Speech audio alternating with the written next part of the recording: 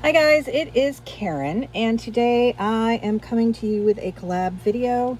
This is crooked? It's pretty crooked.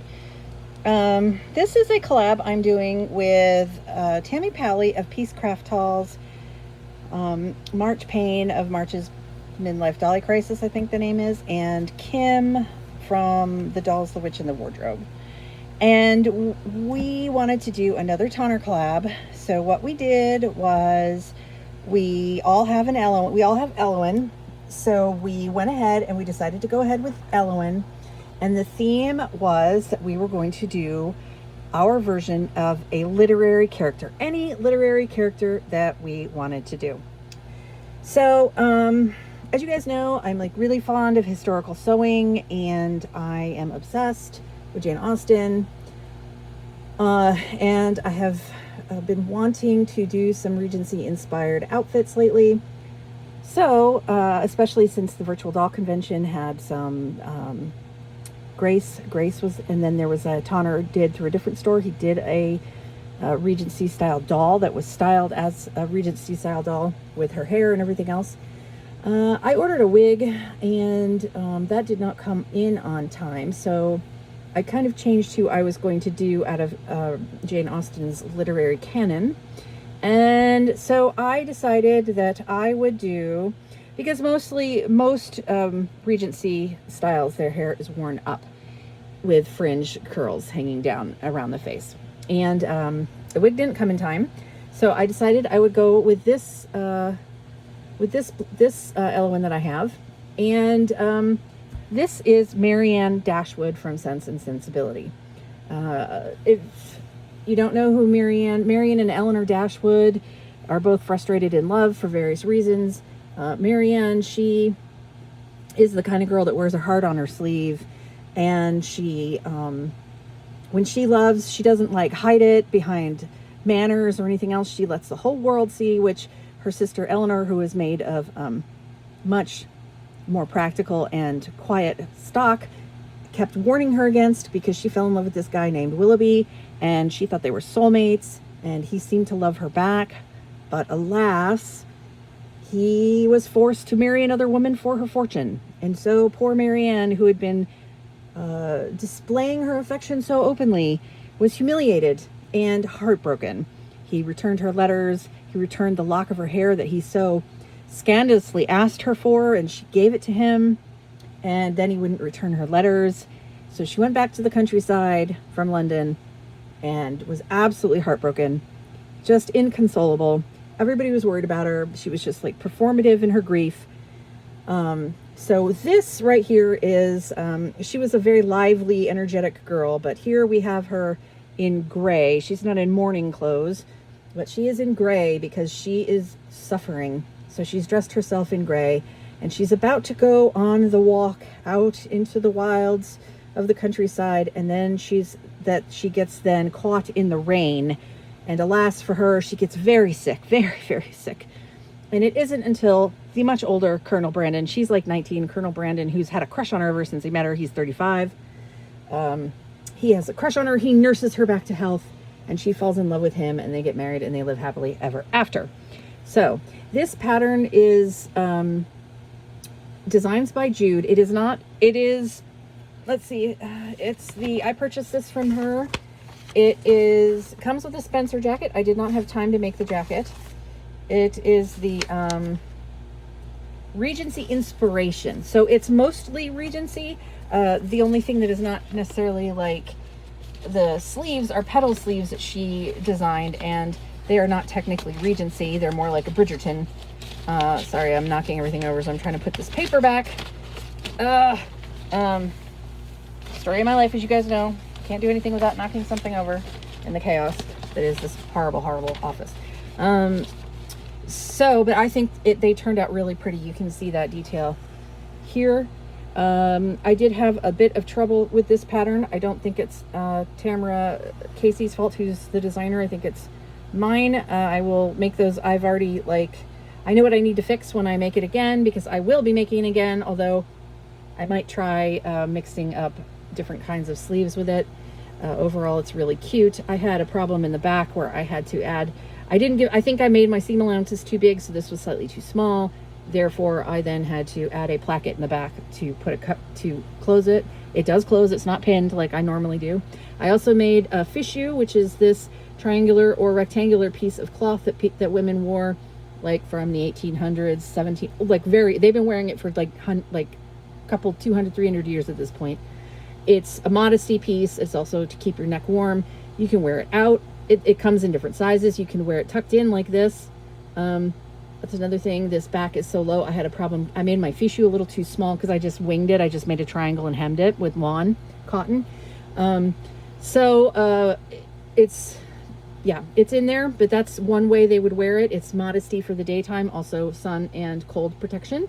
And then the big thing about Regency fashion is that they all, Empress Josephine from, who was married to Napoleon, she and the French courts and stuff, they all were like really into shawls, and that went over to England as well.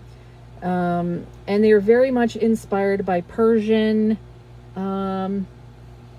they called them like, the West had discovered Persian textiles and Indian textiles, and they discovered the paisley.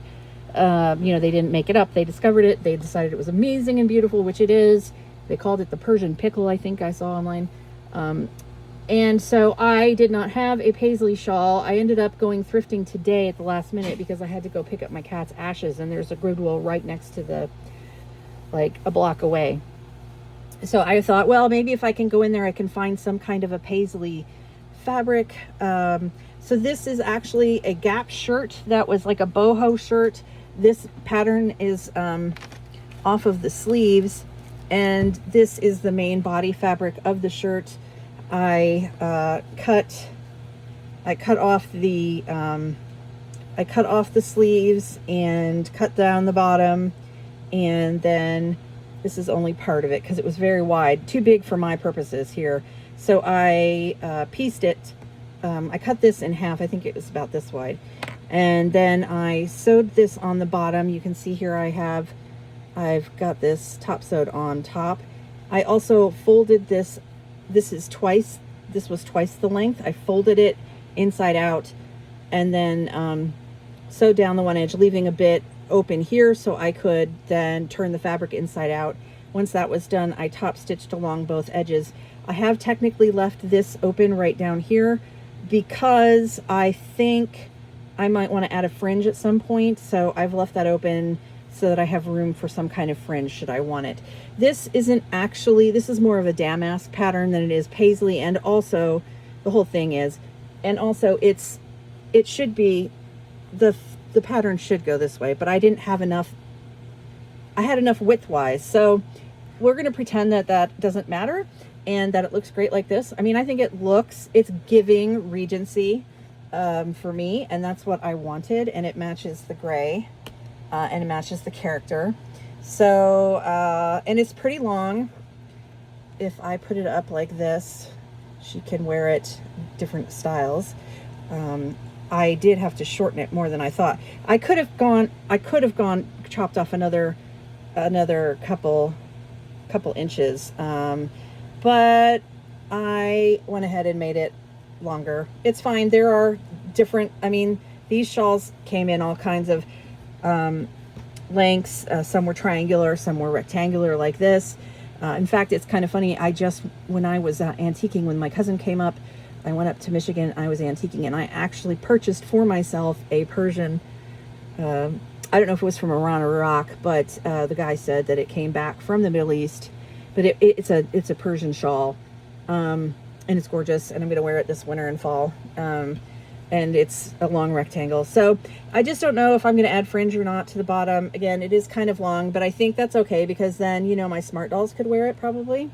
So, and if she drapes it down, it's a good length. So I hope you will go. I don't know what the others are doing. I know what Tammy's doing, but it's going to be a total surprise to me to go. Oh, last thing is, this pattern includes a train in the back so that it will go like this. I did not, yeah, I need to iron. I chose not to do that. just because of time. And yeah, I just chose not to do it. So what I did was I just used the front bodice piece, which is on a fold. I use that you as like the backs, and then I just added on a 1/4 of an inch, so I had room in the middle to sew them together. Anyway, or to sew them along the sides, since I wasn't going to do the train, because it was the same length all the way around. So yeah, so I'm really happy with this dress. I will probably make more of this in different variations with different sleeves.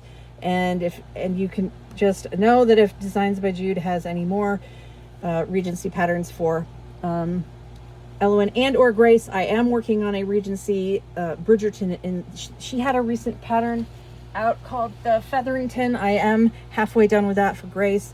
But let me know what you think. Make sure you go see the other the other people in the club. Sorry, this is just temporary, so you won't see my horrible office.